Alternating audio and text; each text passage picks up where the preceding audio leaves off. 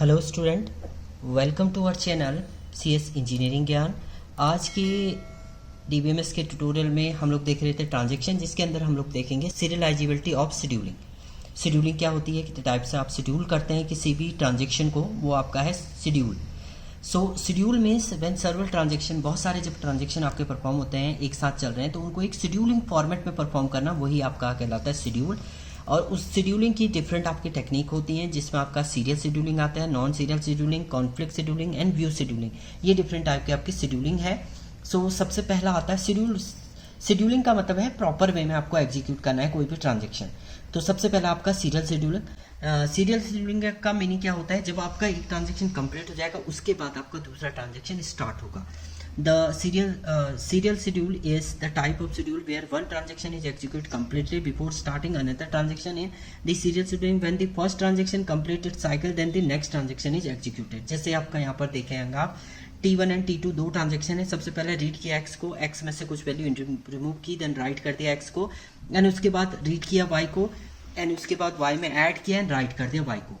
Second हमने read किया x को, यहाँ x में कुछ ऐड किया, यानी पहले जब आपका पूरा कंप्लीट हो जा रहा है T1, देन आपका T2 एग्जीक्यूट हो रहा है। जिससे बोलते हैं हम लोग एक सीरियल सीक्वेंशियल वे में आपका एग्जीक्यूट होना, जिसको बोलते हैं serial scheduling. The scheduler A is called serial scheduling. Either transaction are performed in the serial order T1, then T2, then T2 and फिर T1 आपका एग्जीक्यूट हो सकता है।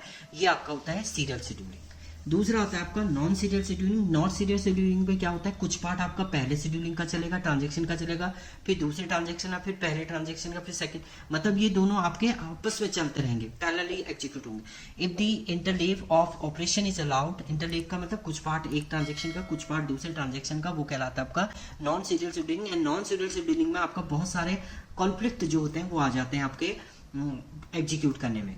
सो लॉस हो जाता है डेटा, वो सब कुछ आता है। तो scheduling are called non serial scheduling if the operation of इस transaction are execute non consecutively with the interleaves operation and other, मतलब सीक्वेंसली। जैसे देखिए T1 में रीड किया x को, x ने ऐड किया, उसके बाद दूसरे ट्रांजेक्शन डायरेक्ट x को रीड कर लिया, तो यहाँ पर डेटा का कुछ लॉस भी हो जाएगा आपका।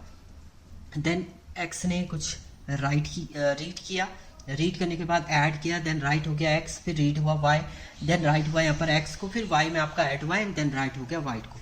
तो कुछ पार्ट पहले ट्रांजेक्शन का हो रहा है, फिर कुछ पार्ट दूसरे, फिर कुछ पार्ट वन का, फिर कुछ पार्ट उसका। तो इस टाइप का जो ट्रांजेक्शन होता है उसे बोलते हैं नॉन सीरियल शेड्यूलिंग। इसके बाद आता है आपका कॉन्फ्लिक्ट शेड्यूलिंग। कॉन्फ्लिक्ट शेड्यूलिंग का मीनिंग क्या होता है, conflict scheduling if other after swapping, जब आपका स्वैपिंग हो तो नॉन कॉन्फ्लिक्ट ऑपरेशन जो होता है वो सीरियल शेड्यूलिंग में कन्वर्ट हो जाए, तो उसे बोलते हैं आपका कॉन्फ्लिक्ट शेड्यूलिंग। और इसमें जो होता है आपका साइकिल नहीं बनता है, कभी भी जब आप ड्रॉ करेंगे इसका साइकिल तो वो साइकिल नहीं बनेगा। तो इसका मीनिंग क्या होता है, जब आप स्वैप करें ट्रांजेक्शन को तो वो आपका सीरियल शेड्यूलिंग में कन्वर्ट हो जाए, तो वही कहलाता है आपका conflict schedule.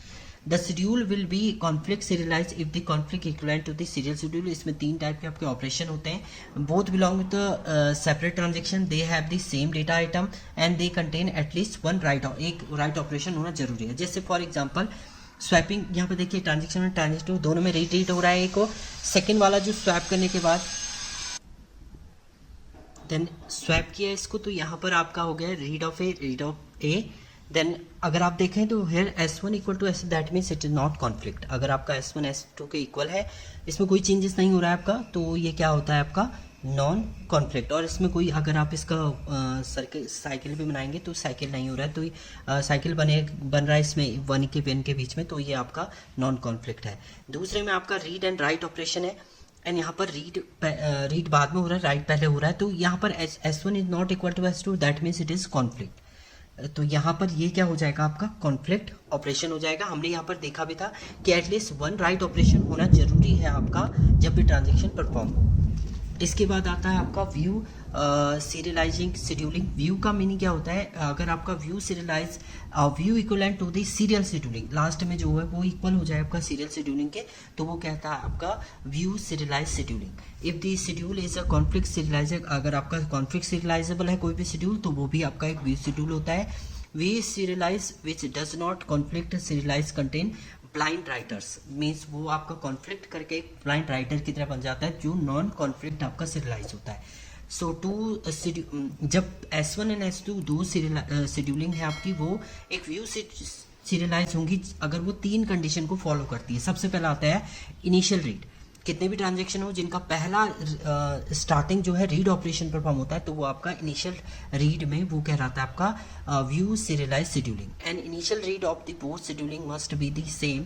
Suppose 2 scheduling S1 and S2 दो आपके हैं। इन द शेड्यूलिंग S1 पहला ऑपरेशन आपका रीड है और S2 में भी आपका T1 में S रीड है, तो दो view equivalent because the initial read operation of S1 and S2। दूसरा आता है अपडेट रीड।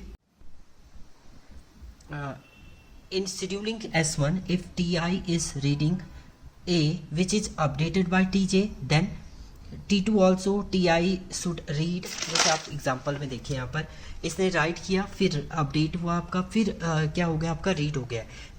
सेम यहाँ है, पहले आपका ये ऑपरेशन परफॉर्म हो रहा है, देन ये राइट हो रहा है, देन रीड हो रहा है, तो इसमें प्रॉपर अपडेशन नहीं हो रहा है।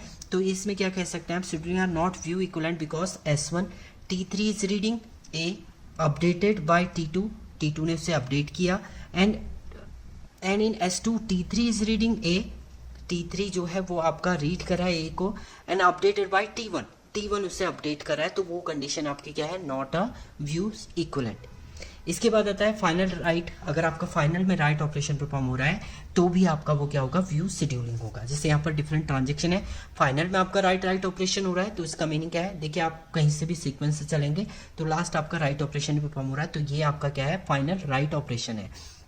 So इसमें a final write must be the same between the both scheduling in scheduler S1 if the transaction T1 update A at least T2 final write operation should be done by T1 आपका वही write operation perform हो रहा है, तो इसको बोलते हैं आपका फाइनल राइट ऑपरेशन। अगर ऐसी कंडीशन होती है कि फाइनल में आपका राइट ऑपरेशन परफॉर्म हो रहा है तो वो भी आपका क्या कहलाता है, एज अ व्यू शेड्यूलिंग। तो ये डिफरेंट टाइप के आपके शेड्यूलिंग थी। इसमें जो मेन आपकी होती है वो सीरियल एंड नॉन सीरियल होती है। सीरियल में एक सीक्वेंस पहले आपका फर्स्ट ट्रांजेक्शन कंप्लीट होगा, देन सेकंड चलेगा। नॉन सीरियल में आपके कुछ कुछ पार्ट आपके चलते रहते हैं। जो आपका व्यू एंड कॉन्फ्लिक्ट है वो भी इन्हीं के अंदर आता है, आपका non serial and serial scheduling के अंदर। तो ये डिफरेंट टाइप की आपकी शेड्यूलिंग थी। Thank you student.